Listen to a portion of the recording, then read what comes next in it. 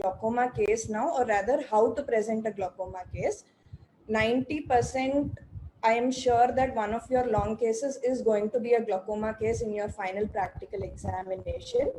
A primary open angle glaucoma or angle closure glaucoma are the most important cases that are going to be put, but juvenile glaucomas or pediatric glaucomas, neovascular glaucomas, or acute angle closure glaucomas might also be put for the examination, especially if they are seen in the OPD at that point of time.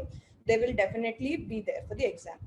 This is the format that you have to follow for any case presentation that is a long case, be it a glaucoma case or a neurophthal case or a squint case.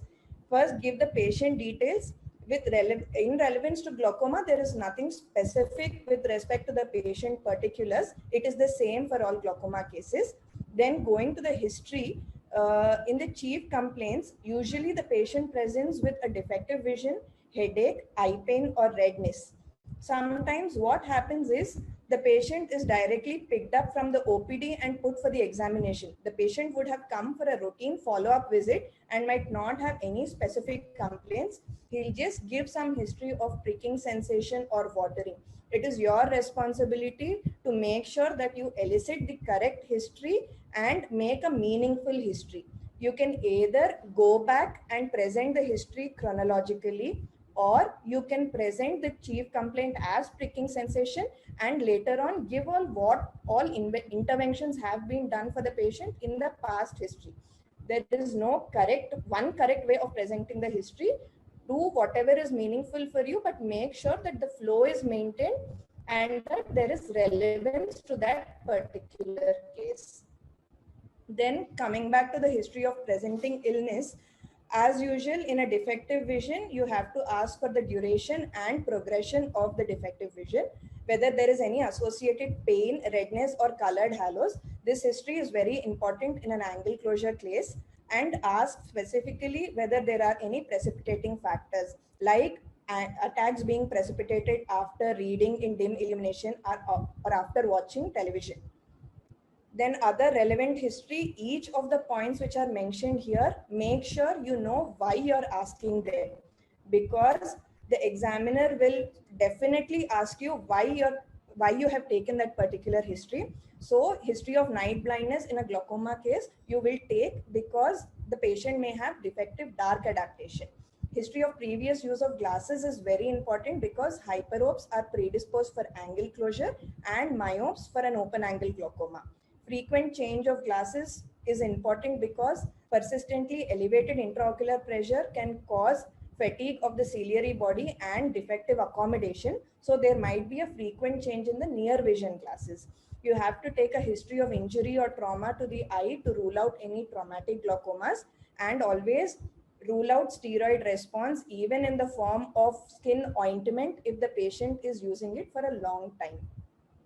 So then we come back to the past history. Specific to a glaucoma case, you have to take history of use of any anti-glaucoma medications, topical and systemic.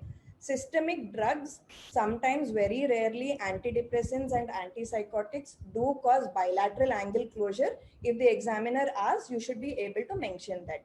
History of surgery is very important, not only ocular surgery. Sometimes systemic surgery might cause prolonged hypotension and severe blood loss that can cause defective ocular nerve head perfusion and further progression in the glaucoma. That is the significance of a systemic surgery.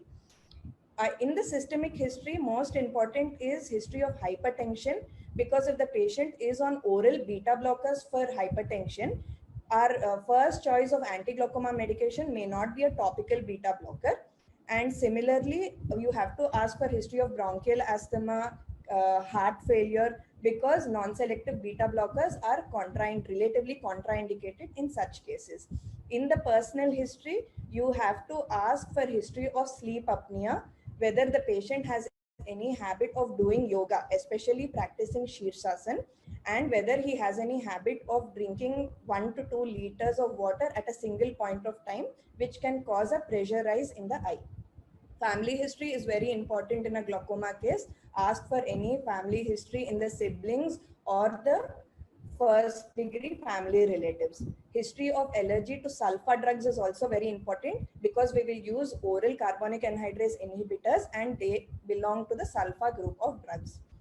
So with this backdrop, I will just take 2 minutes to present a history in a case. Mrs. X, a 52-year-old female, a homemaker, resident of Dandeli, presented to the OPD for a routine follow-up visit. On elaboration, she gives history of defective vision of 1 year duration in both the eyes, left eye being more than the right eye. She noticed this defective vision 1 year back, which was insidious in onset and gradually progressive. It was associated with occasional episodes of pain and redness. She gives no history of colored halos during these episodes and no history of specific precipitating factors. She gives history of use of glasses since the last 25 years. There's no history of frequent change of glasses, no history of night blindness, no previous history of trauma, or no history of use of long-term medication. With the above mentioned complaints, she visited the outpatient department of MM Joshi Eye Institute, where she was told to have high pressures in both the eyes, and she underwent a laser procedure on the same day. Further, she was started on 2 types of eye drops, one of which she used once daily and the other twice daily. On subsequent follow-up visits, she was told to have developed cataract, for which she underwent a combined cataract procedure with a pressure lowering surgery in the left eye first 4 months back and in the right eye 2 months back. Coming to systemic history, she's a known diabetic on oral hypoglycemic agents since the last 5 years. She's a known asthmatic on occasional inhalational therapy since the last 5 years. Personal history is not very significant. Family history, she has no family members known with glaucoma and she has no history of drug allergies. At the end of the history, always be prepared to present a short summary of your history because sometimes examiners will ask for it. So when you keep presenting even in your classes, make sure that you prepare for a short summary of the history also so that you're used to doing it. General physical examination is the same for all cases. You just have to mention all these. Specific to a glaucoma case, you have to look for any marfanoid features or phakomatosis in the patient.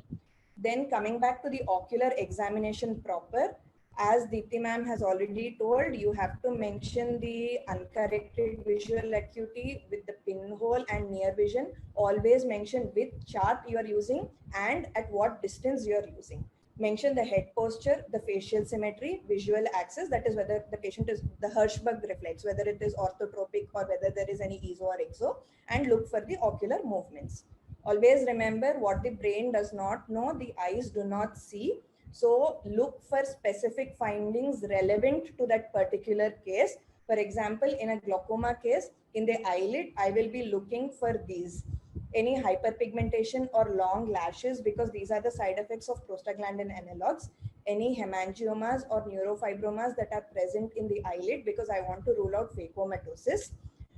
Then in the conjunctiva, I will look for previous surgical scars, especially small incision cataract surgeries, because the conjunctiva will not be free in that region if I want to plan further glaucoma filtration surgeries. You have to know how to describe a bleb, which I will be doing in the further slides. Look for conjunctival toxicity in the inferior conjunctiva. Any dilated episcleral vessels you have to look for to rule out raised episcleral venous pressure. Many students get confused when they are describing a bleb. It is very simple. Just remember these 6 points when you're presenting a bleb. What is the location of the bleb, the extent, what is the height, whether there are any microcysts present on the surface, what is the vascularity, and whether the Siedel's test is positive or negative. So this particular bleb, I would describe it as a superior bleb extending over the 11 o'clock to 1 o'clock limbus with good elevation, presence of microcysts over its surface, relatively avascular, and having Siedel's test negative, suggestive of a well-functioning bleb. Another example also I will give. This is a superior bleb extending over the 11 o'clock to 1 o'clock limbus, which is flat with presence of dilated tortuous vessels over its surface with Siedel's test negative, suggestive of a failing or a failed bleb. So I think after this, your confusion about describing a bleb will be covered. Then coming to the cornea, you have to see what all are present like a Krukenberg spindle, and always describe these findings, whatever you're seeing. Just don't mention that a Krukenberg spindle is present. Describe it like a cluster of brown pigments present at the back of the cornea, arranged in the form of a spindle, suggestive of a Krukenberg spindle. The examiners are bound to get impressed when you present something like this, and it will add bonus points to your case presentation. Look for pigments or pseudoexfoliative material deposited at the back of the cornea.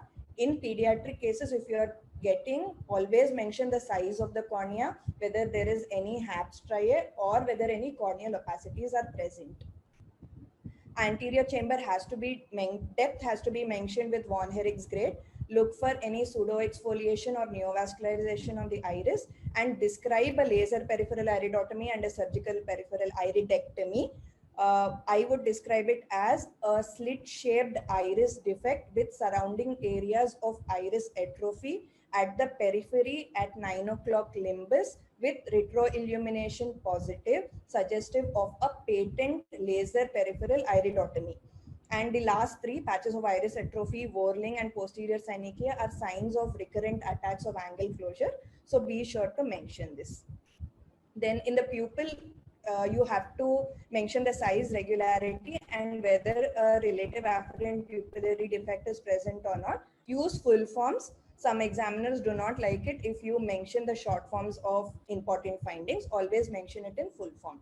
Lens, look for the presence of glaucom flecken, whether there is any pseudoexfoliative material on the anterior lens capsule, whether the cataract is present or it is pseudophakic. If there is cataract, is there any intumescence of the cataract, and whether there is any dislocation or subluxation of the lens. Having said all this, these are the relevant points in a glaucoma case. But if there is something staring at you blindly in front of your eyes, like a huge pterygium or a huge corneal opacity, do not forget to mention it. It is very important, and the examiners will expect that you tell that particular finding also. You have to tell what method you have used to measure your intraocular pressure, what instrument you have used to do your gonioscopy. If you're doing an indentation gonioscopy, mention the structure which is seen on indentation, and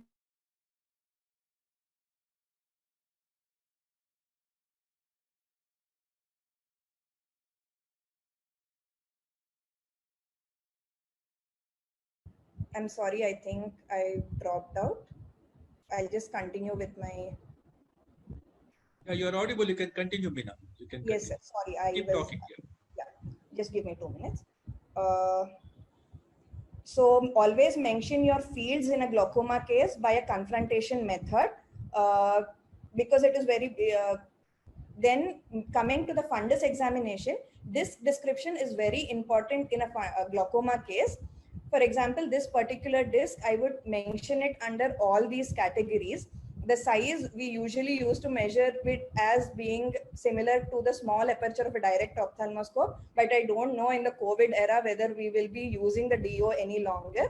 So you can always add a correction factor to your 90D lens or a 78D lens and mention the size of the disc. Shape is vertically oval. It is pale pink in color with a CD ratio of 0.6 with a focal loss of neuroretinal rim inferiorly, suggestive of a notch, with early bayoneting and pairing of circumlineary vessel inferiorly. There are areas of peripapillary atrophy surrounding the disc and a retinal nerve fiber layer defect seen inferiorly, confirmed with a red-free filter corresponding to the notch on the disc. And accompany this with a disc drawing always. Depict the disc in black, the cup in red, the neuroretinal rim in yellow, and the retinal nerve fiber layer defect in green. Again, this may differ from institution to institution. I think our examiners can clarify whether they have any difference of opinion on this. Then coming back to our case, which I was describing, I'll present a slight modification of the history. Sometimes your examiners will ask you to present only your positive findings. If they ask you to do that, how will you do it in this particular case?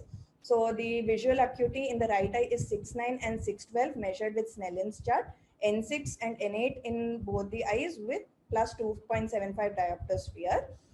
The right eye examination seen with torchlight and confirmed on slit lamp shows the presence of a superior well-functioning bleb with a laser peripheral iridotomy at 9 o'clock and a surgical peripheral iridectomy at 12 o'clock, and the presence of a posterior chamber intraocular rinse. Remember, I'm presenting only the positive findings. In the left eye, there is a superior bleb, which is flat with dilated tortuous vessels, suggestive of a failing or a failed bleb, with a laser peripheral iridotomy at 3 o'clock and a surgical peripheral iridectomy at 12 o'clock. The pupil shows the presence of a grade 3 relative afferent pupillary defect. There is a posterior chamber intraocular lens. Intraocular pressure measured by a Goldmann applanation tonometry is 14 and 22 millimeters of mercury in the right and left eye respectively. Gonioscopic examination done with an indentation gonioscopy shows synechial angle closure in both the eyes with a patent ostium present superiorly. Fields by confrontation are grossly normal in the right eye with a severely restricted field in the left eye with preserved temporal island of vision. Coming to the disc findings, only the positive findings if you have to mention the CD ratio, whether it is a normal size disc or not, is the normal size disc with a CD ratio of 0.7:1 with a superiorly thinned out neuroretinal rim and an inferior bearing of circumlinear vessel. In the left eye, the disc size is normal with a CD ratio of 0.9:1 with thin rim of neuroretinal rim preserved nasally and superiorly, suggestive of advanced cupping. In a diabetic case, do not forget to look for diabetic retinopathy and mention it in your fundus examination. With all these, I will come to the provisional diagnosis. Make sure that you are including all these points as part of your provisional diagnosis, whether it is an open angle or a closed angle, whether it is a primary glaucoma or a secondary glaucoma, what is the lens status, what is the amount of disc damage that you can see clinically, and if the case is status post surgery. So in the case that I have described, I would be giving the provisional diagnosis as right eye pseudophakia with primary angle closure glaucoma with early disc damage, status post trabeculectomy, and left eye pseudophakia with primary angle closure glaucoma with advanced disc damage, status post trabeculectomy. So after this, your examination can go in any way based on the examiner. He might ask you to describe how you have done a particular investigation, or he might ask you to go ahead with how you will manage this case. But tips for a case presentation is that you keep practicing. Practice makes you perfect. Don't pass up on an opportunity to present a case in your clinics or in your classes. Thank you and good luck for the examination. Thank you, Dr. Meena. I think that was very eloquent and you had a very lucid presentation. You gave all the aspects of how a case can be actually presented. Very well done. Can all the people unmute so that we can have a discussion? So Dr. Rajalingam and Dr. Sahasranamam, I think now it is your turn to actually, there are a lot of queries on the case, but I think that for the questions asked about the particular case, we have a provision to answer them and give them the PDF. But there are some questions which are basically asked from the PGs about the actual case presentation scenario, the whole ordeal of going through a case presentation. So Dr. Sahasranamam, of course, we have, I told you, like we have the 4 Ds today. The 2 doyens from the up north there, Dr. Kurana and Dr. Grover, and 2 directors, director of the Regional Institute of Ophthalmology of State of Telangana and Kerala here, Dr. Sahasranamam and Dr. Rajalingam. Dr. Sahasranamam, there are many situations where there are too many candidates in the exam, there are less examiners or there are less time, examination time, and the students sometimes are asked to hurry up and take the cases. There may not be enough time. There's another situation where there's too much of time for a postgraduate. Morning he takes the case, he presents late evening. So which is a better situation between the two for a postgraduate? To give less time or more time? So actually, no, we have seen candidates getting a lot of time presenting badly. And given the problem is the candidate after 3 years of training should have, especially things like glaucoma, they should have a definite idea of what they are talking about.